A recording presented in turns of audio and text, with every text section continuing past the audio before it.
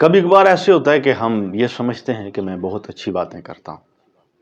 اور میری جو باتیں ہیں وہ مدلل ہوتی ہیں، میری ہر بات پہ کوئی معنی ہوتا ہے، یعنی چند باتیں کرتے ہوئے ہمیں خیال رکھنا چاہیے۔ نمبر ایک، ہمیں اگر کوئی کمزور شخص ہے تو ہم اس کے سامنے اگر اپنی طاقت کا ذکر کریں گے تو یہ اچھی بات نہیں ہے۔ اسی طرح اگر ہم کسی نادار اور رنجیدہ شخص کے سامنے اپنی خوشیوں کا ذکر کریں گے تو یہ بھی اچھی باتوں میں سے نہیں ہے۔ اسی طرح اگر کوئی غریب تھا اور ہم اس کے سامنے اپنی دولت کے چرچے کریں گے تو یہ بھی اچھی باتوں میں سے نہیں ہے۔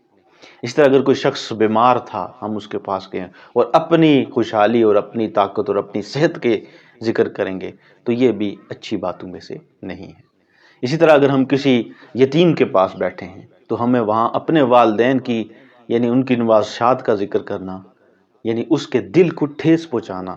یہ بھی اچھی باتوں میں سے نہیں ہے۔ اسی طرح اگر کوئی شخص کسی بے روزگاری میں مبتلا ہے اور ہم اپنے روزگار کے تذکرے کریں کہ مجھے یہ ہے، مجھے فلاں ہے، یعنی میرے پاس فلاں فلاں روزگار ہیں، تو یہ بھی اچھی باتوں میں سے نہیں۔ اور ایک ایسا شخص جو پیدل جا رہا ہے اور آپ ایک گاڑی میں بیٹھے ہوئے ہیں، ایک موٹر سائیکل پہ بیٹھے ہوئے ہیں، یعنی آپ اپنی کسی سواری پر بیٹھے ہوئے اور اس کو حقارت کی نظر سے دیکھیں اور اس کے سامنے اپنی گاڑی کی، اپنے موٹر سائیکل کی یا اپنی سواری کی خوبیاں بیان کریں تو یہ بھی ان اچھی باتوں میں سے نہیں ہے۔ لہٰذا ہمیں ہر موقع محل میں اس بات کا خیال رکھنا چاہیے۔ ہمارے آقا حضرت محمد مصطفیٰ صلی اللہ علیہ وآلہ وسلم، آپ کی بے شمار ایسی روایات ہیں کہ آپ نے منع فرمایا کہ کسی یتیم کے سامنے